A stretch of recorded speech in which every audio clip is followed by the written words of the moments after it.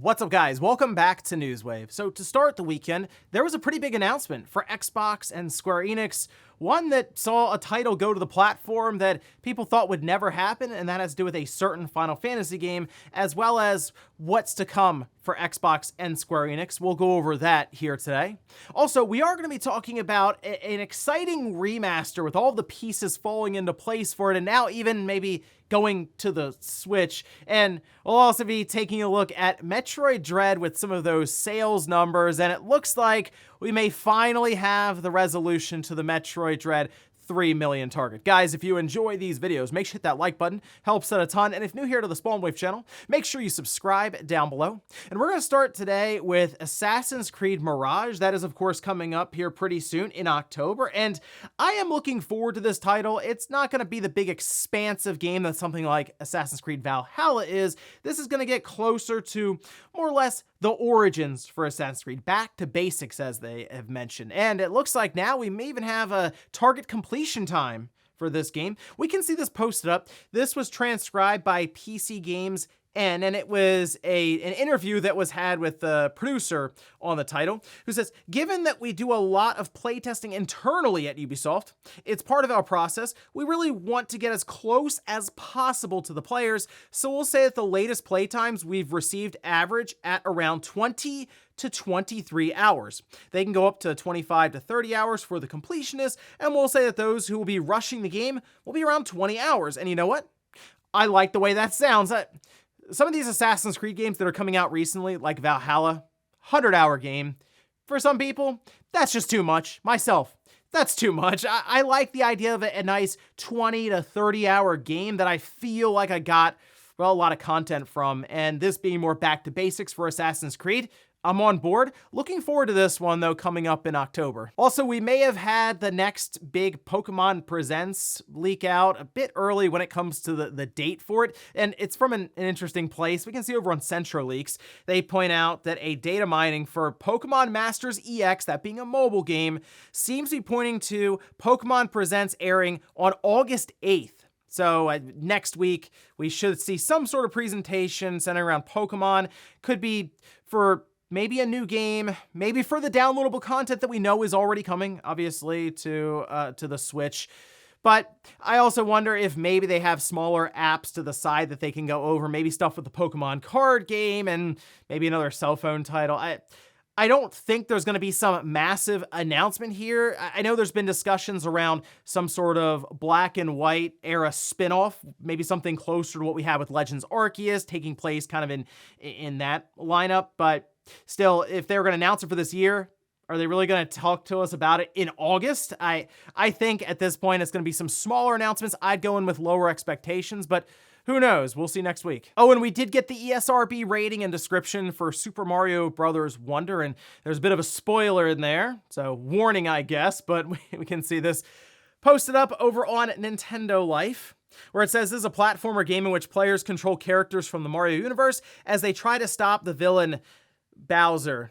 Yeah, the big bad in this game is Bowser. I know. Shocking stuff. But hey, technically I just told you about the final boss in Super Mario Bros. Wonder. When I told people what happens at the end of Disc 1 for Final Fantasy VII, I got in a lot of trouble, but I just told you the final boss. Seems like that should be worse. And guys, with some of the quick news out of the way, let's get into the bigger stuff. Let's start right away with Xbox and a pretty big announcement for multiple reasons, but the big thing, Final Fantasy XIV is indeed finally going to the Xbox platform. It's been a long time in the making, at least half a decade or so, as Phil Spencer had talked at length at this with XO19, I believe, in the background there. It's about 4 or 5 years ago, and he discussed some issues along with Yoshi P, who was very upfront about some of the problems with getting Final Fantasy XIV over to the platform. But fast forward, as I mentioned, about half a decade, here we are now with Final Fantasy XIV being announced and actually heading to the platform in 2024. All this was announced during the Final Fantasy XIV Fan Fest that takes place in Las Vegas, where, you guessed it, fans and players of Final Fantasy XIV get together and celebrate Final Fantasy XIV, or actually meet in the real world. Probably some people for the first time after spending years maybe together in an MMORPG. But along with the release on the Xbox, there will be a new expansion, Dawn Trail, and they're also doing things like moving up for the Xbox and PlayStation 5 and all of this to 4K, faster load times, and even the PC side had updated system requirements. But the big thing that got everyone talking outside of this finally happening with Final Fantasy XIV going to Xbox was sort of the image that was presented on stage with Yoshi P, the new Square Enix CEO, and Phil Spencer there between all of them, shaking hands in a very awkward looking handshake. I get there was kind of a photo op thing that they were setting up for and all of this, but yeah, kind of an interesting way to shake everyone's hand at once, I guess.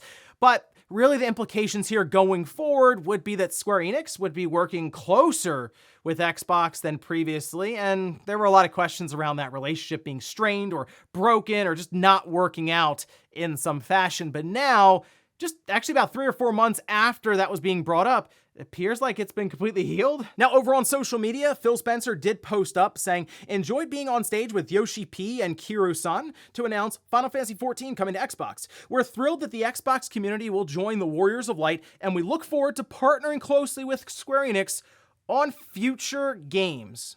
So that could mean a couple of things. It could mean that, hey, when Final Fantasy XVII comes out, probably 6 or 7 years from now to kick off the next generation, maybe it's multi-platform across the board and Microsoft is more involved there, specifically in giving them money, I'm sure, to make all that happen, because let's face it, money heals a lot of wounds in the business department, and that's most likely what's happened here, right? But going along from that, if you've been curious with Final Fantasy XIV, thinking, okay, maybe I'll try it out, they're also going to do an extended free trial for the game, which if you do end up liking it, you want to go further, it ends up being like, what, $10 or $15 a month. So that's kind of the reason they want to get you on board, is to hook you and then continue along there getting subscription revenue from you. But I will admit, the free trial is it's pretty good. We can see this posted up, kind of explaining it a bit, saying the Final Fantasy XIV online expanded free trial will indeed be coming to Xbox Series X and S, meaning you too will be able to enjoy the entirety of A Realm Reborn, as well as the award-winning Heavensward and Stormblood expansions up to level 70 with no restrictions on playtime. Now, it's my understanding that you can also do this on the other platforms, so it's kind of just a way to get people basically into the game, and then they would expect you, if you really like it, to obviously continue paying on after that. But I will say with Final Fantasy XIV, I've tried playing it from time to time, and I've never been able to really get into it. I gave it a fair shot, which, okay, fair shot was like 20 hours. I know some people have spent like thousands of hours or something in this, but I could kind of get the idea. Maybe this isn't my kind of title. But I will say it has done a massive turnaround from what I remember it releasing way back in the day on the PS3. Not a great launch, but they stuck with it. And now we see where it is they can have an entire fan fest take place in Las Vegas.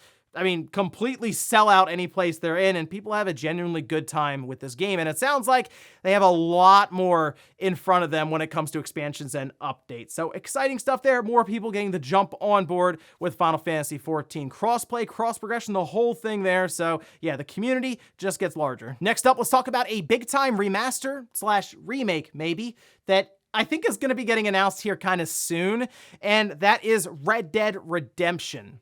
We've discussed this a bit previously because we have been seeing these updates, things moving around in the background, but we had something that seems to be pointing towards this game also landing on the Nintendo Switch. Now, this is posted up over on Twitter from Tez, who says that Rockstar included RDR1 to the ratings list of the modern site modules. So RDR1 original site doesn't use those modules, suggesting a site update. And get this, not only is it coming to the Switch, it's also coming to PlayStation 3 and Xbox 360.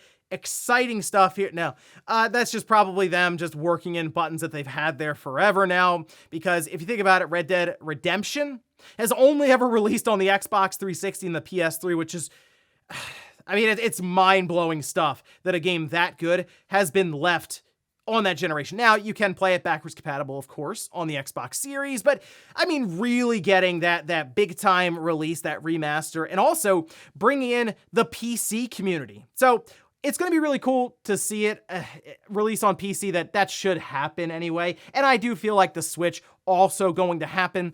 This was an Xbox 360 and a PS3 title, and we have seen Rockstar along with Grove Street Games, I guess, porting the Grand Theft Auto trilogy, didn't work out the best. They have at least patched and work on it, but still not the quality you'd expect for games with that kind of pedigree. But I feel like Red Dead will get probably a bit higher quality, or at least a higher bar of quality, I should say, when it does come out on the Switch, the Xbox Series, the PS5, PC, Xbox 360. No, okay. So I'd say current platforms and probably even the Switch, it should release there. And if it does go to PC, as I'm anticipating it to, it's gonna be really cool to see what the modding scene can do with this game. So I'm kind of expecting an announcement, to be honest, August maybe? It's interesting because even if they announce it in August, it still gives them a couple of months to maybe drop it in November, but I really can't rule out maybe it's sneaking into December to just make it for that holiday season. But if I really had to look at how they may be lining all this up, Red Dead Redemption Remaster, all right? A patch for Red Dead Redemption 2, maybe next year. So they can also re-release it on the PS5, the Xbox Series, and retail stores, all of that. And then maybe we get what I would say is the internet-breaking reveal of Grand Theft Auto 6 in 2025 and set up their release going forward there. So it seems like, to me anyway, Rockstar is about to become a bit more active, which for them is not a very common thing. Next up, let's talk about some of those older Transformer games from Activision. There's one in particular that really sticks out in my mind, and that's Transformers War for Cybertron.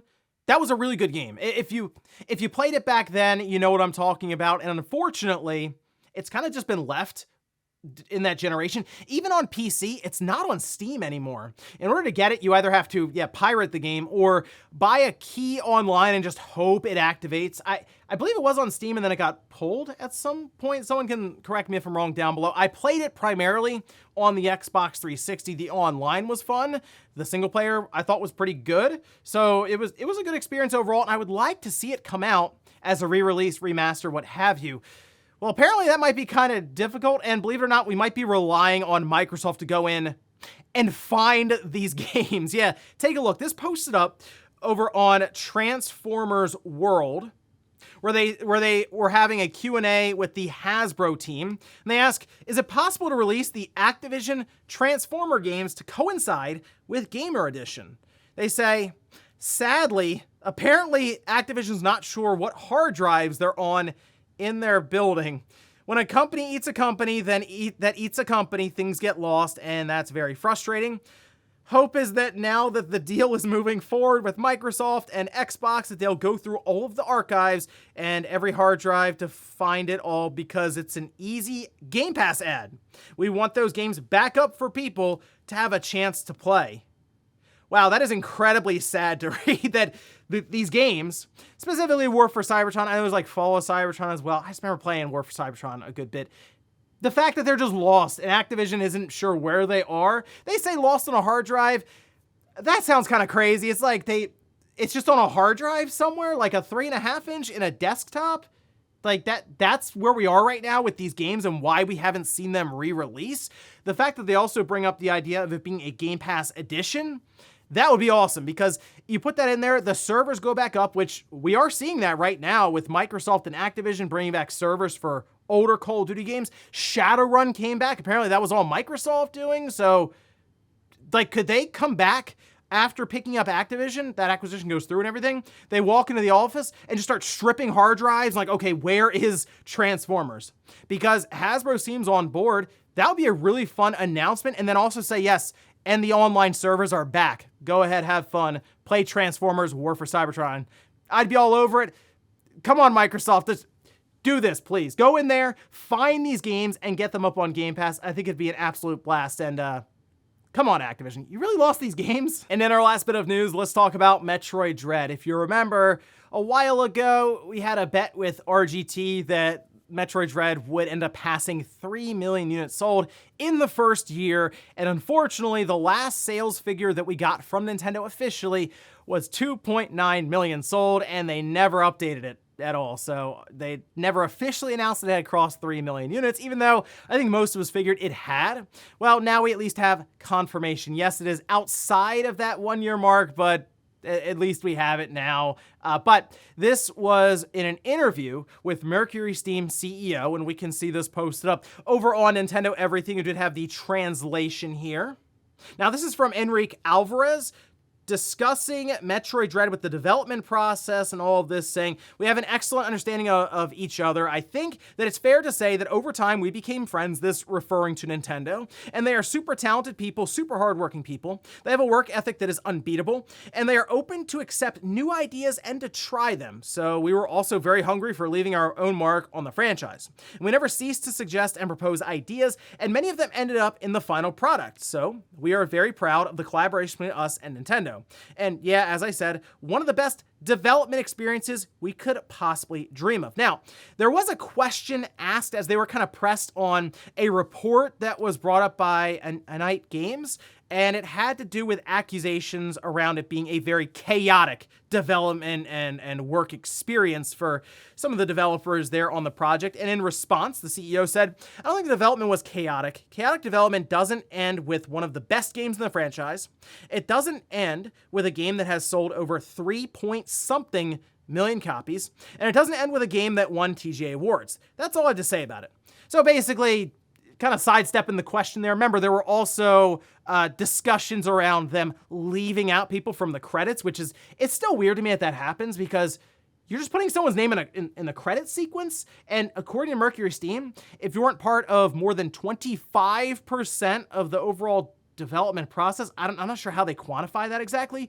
They don't put you in the credits, but it's weird because they're also still using what could be art assets that you've created and other things. It just like put the name in the credit. It's really weird there for me anyway, thinking about that. But in this case, I feel like most games developments end up with some level of chaos. I mean, sure, some can be more than others because we've heard of some wild development environments for games, whether it was with Grand Theft Auto, with Rockstar, which had some crazy stuff way back in the day, to even heavy amounts of crunch that's been discussed with Naughty Dog and others. But I mean, they're producing some high-level games, whether it's The Last of Us, whether it's Uncharted or Grand Theft Auto.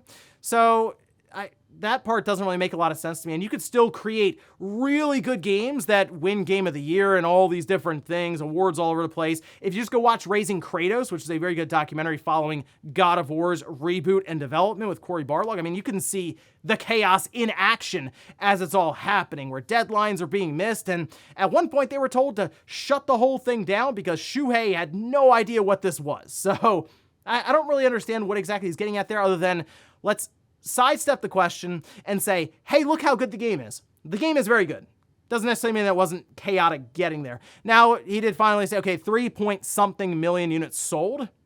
So we at least know, yes, it did sell 3 million units. We don't know the timetable or anything, so it's unfortunate that we can't get an exact reading on that. But the good news here, it's the best-selling Metroid game ever made, which, a few things. One, shows that the franchise is trending in the right direction, and two, shows that there is a place for high-quality 2D Metroid games. And that's exciting stuff because people wonder why others care so much about sales. It tells us what could happen in the future. And looking at this, over 3 million sold, the best-selling Metroid game, yeah, something tells me Nintendo might want another high-quality 2D Metroid game. So we'll keep an eye on that one, and we'll also see if they continue having Mercury Steam make these things. That would be a very telling sign, by the way, and would probably lean more into the development being chaos all over the place if they decide to go a different direction for a developer with 2D Metroid. But based on what happened with Metroid Dread, for the results at least, something tells me that maybe they would tap Mercury Steam to do another one. I guess we'll see in the future, but next up,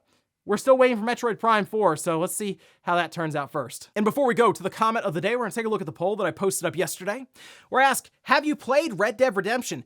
55% say yes. Wow, good job, everyone. 45% say no. There's still a large percentage of people there that they could, of course, sell Red Dead Redemption 2, a full remaster and all this. And let's face it, even if we've beaten the game, we'll probably buy it again, especially if it like looks better. They've done things when it comes to higher frame rates and who knows, maybe added content, some stuff they cut out before they're adding back in. There's a lot of possibilities there, but it's just a really good game. So I would like to see it get that treatment. And honestly, it'd be interesting also to see on the Switch. And that's a game that maybe I'd pick up multiple copies. One on like the quote unquote high-end machines with an Xbox Series, a PS5, maybe PC if the modding community jumps on it immediately. And then also on the Switch just to, I don't know, just to kind of get that experience of a handheld Red Dead Redemption. So I'm looking forward to it, but yeah, I'm definitely expecting this game to be announced here probably pretty soon. And we'll finish up with the comment of the day as you're seeing here.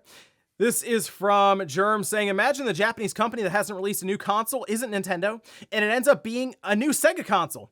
That would be a head turn. That would be one of the biggest twists in video game history, is if what we've been hearing about, say, with these Switch 2 leaks and stuff in manufacturing, isn't the next Nintendo system. It's that Sega is returning to the console space and they have this crazy new device that they're going to sell. The other fun twist would be is if Sega, who keeps bringing up the Saturn Mini and the Dreamcast Mini on their own, by the way, was like, oh yeah, that Dreamcast Mini that we've been saying it'd be impossible to do. We made it. Here it is. That company that you heard about that you kind of linked to the Switch to, no, what they were working on were our controllers that have working VMUs. I mean, come on, that'd be a fun day on the internet. And ladies and gentlemen, that's gonna do it here for Newswave. If you enjoyed this video, guys, hit that like button. If not, hit the dislike. Leave comments down below about everything we talked about here today. Where's Final Fantasy XIV finally making its way to the Xbox, as well as that extended free trial. Let me know if you're gonna try this game out for the first time because of that. Then also, what about Red Dead Redemption Remastered? Is that something you'd be interested in picking up? And then the Transformers games. They were lost by Activision. Do you think Microsoft can go in there and find them and get them on Game Pass? Thanks guys for watching, and I'll see you next time.